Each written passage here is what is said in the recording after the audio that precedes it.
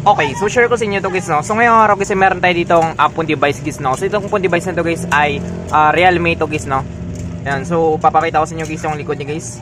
So ito guys yung likod niya guys, no. So hindi ko na babanggitin guys yung exact model nito guys. So ang issue guys ng phone device nito guys, kapag i-charge natin ito guys ay 100% siya guys, no. Yan. So check natin guys yung reading niya dito guys sa smart charger natin or dito guys sa product schematic natin guys, no. Yan.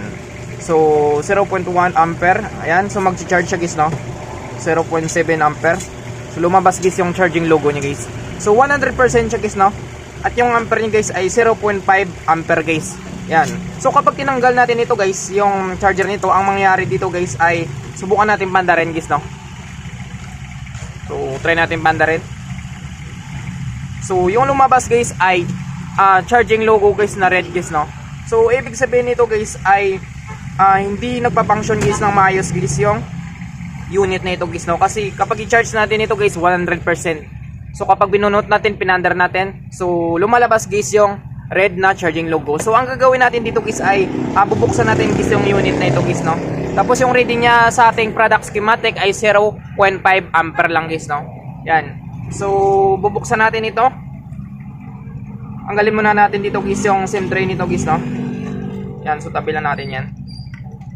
So dito guys ay pwede kang gumamit dito guys ng pang-opening tools niyo guys, no. So sa akin guys kukulang guys yung gagamitin ko dito guys. Yan. So simulan natin.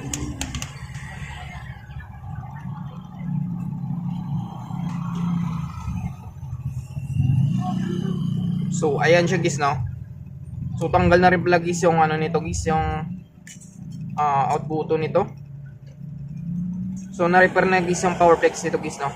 Yan. So nilagyan na lang ito guys ng tape guys.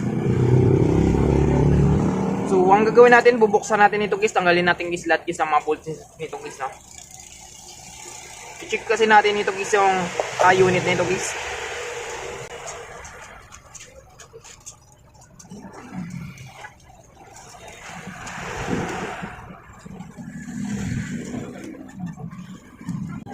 So ayan siya guys, no. So natanggal natin guys, tanggalin natin guys yung cover guys ng motherboard nito guys. Ayan. So dito guys, una natin gagawin guys ay tanggalin muna natin guys yung IPC connector guys ng battery nito guys, no. Or yung tinatawag natin guys na flexible printed circuit nito guys. Ayan. So dito guys, subukan natin dito guys ay check muna natin guys yung motherboard nito guys, no. Kung meron siyang shorted guys sa motherboard, kung bakit 0.5 ampere lang siya guys. Tapos kapag binunot mo siya guys at panda rin guys ay charging logo lang guys yung lumalabas guys na red guys, no. So dito guys ay hanapin muna natin dito guys yung positive sa positive guys, no. Yan. So ayan siya guys, no. So positive sa positive tayo guys, negative sa negative. Yan. So kapag binaligtad natin guys, so dapat hindi siya pabalo guys, no.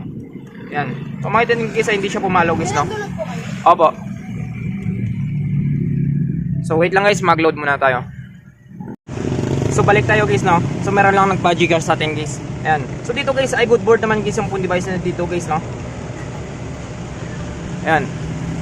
So hindi naman siya nag ano dito guys.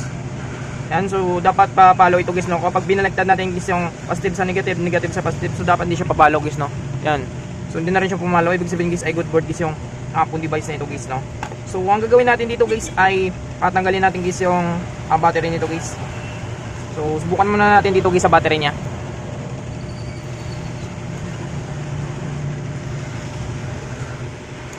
So ang sabi kasi dito guys ng owner na ito guys ay bigla na lang ito guys namamatay guys, no. Yan. So start muna tayo dito guys sa battery niya guys.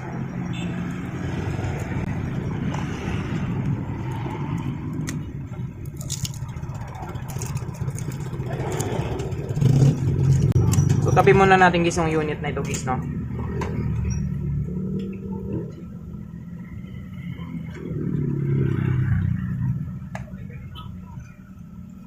So dito guys ay bubuksan natin guys yung BMS nito guys, no. Or yung tinatawag natin guys na battery management system nito guys.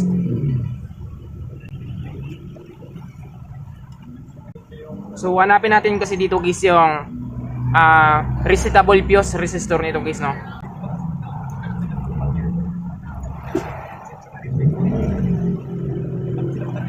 So ayan siya guys, no. So kung makita niyo guys, nandito siya guys. So ang gagawin natin, bubuksan natin, no guys.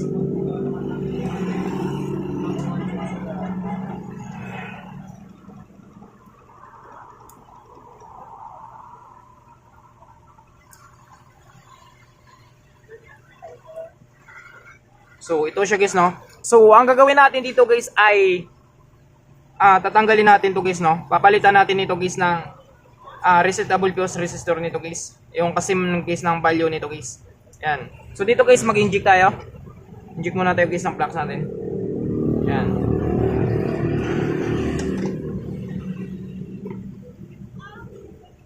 So dito guys ay tatanggalin muna natin ito guys, no.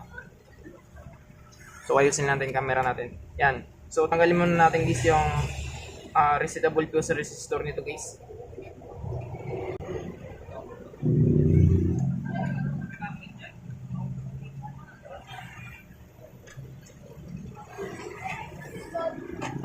So ayan siya guys, no.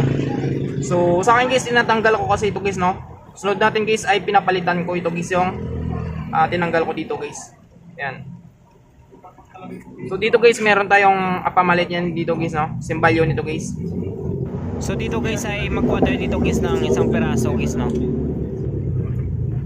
So install natin ito guys yung bagong resetable fuse resistor nito guys.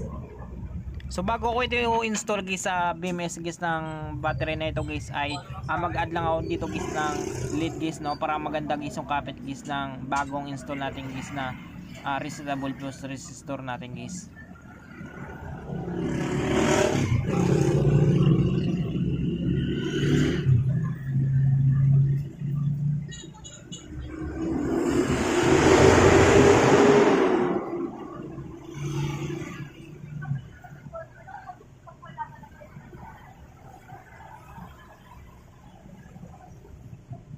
So ayan siya guys, no. So na-install natin guys yung bagong resetable fuse resistor nito guys.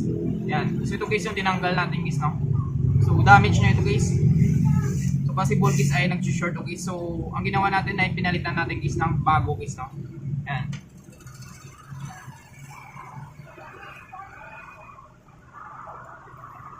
So ngayon guys ay subukan natin. So check natin guys yung battery niya guys kung meron siyang reading guys, no.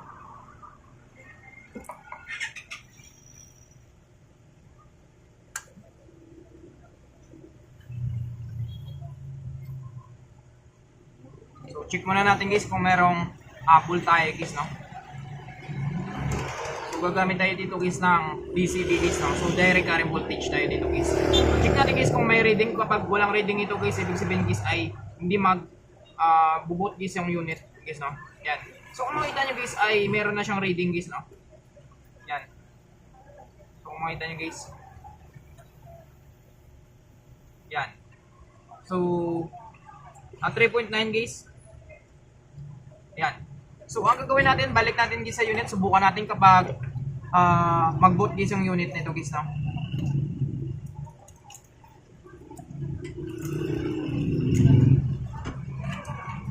So na-check na rin kasi natin guys yung motherboard nito guys, wala naman siyang shorted guys, no. So subukan natin, pandarin natin.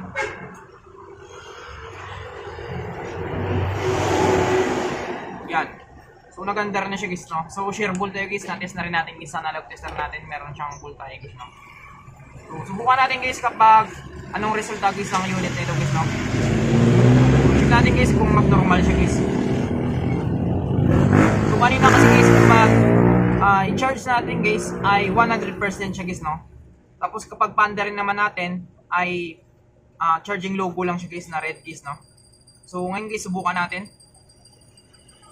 So ayan siya guys, no. Yan. So kung nag-boot na siya guys, pumunta na siya guys sa menu niya guys, no. So ang gagawin natin, charge natin guys, subukan natin. Yan. So ayan siya guys, no. Charging na siya guys. So subukan natin guys, bunutin natin guys yung charger nito guys. Kapag mamatay ito guys, meron pa itong ibang issue guys, no. Yan. So dapat di siya mamatay guys, no. Yan. So binunot natin guys ay normal pa din siya guys, no. So ibig sabihin guys ay yung pinalitan natin guys ay ito guys yung nag-short guys, no. Yan. So yung ginawa natin guys ay pinalitan natin guys ng bagong resetable fuse resistor natin guys, no. So madami ito siya guys. Yan. So pinapalitan ko na yan siya guys.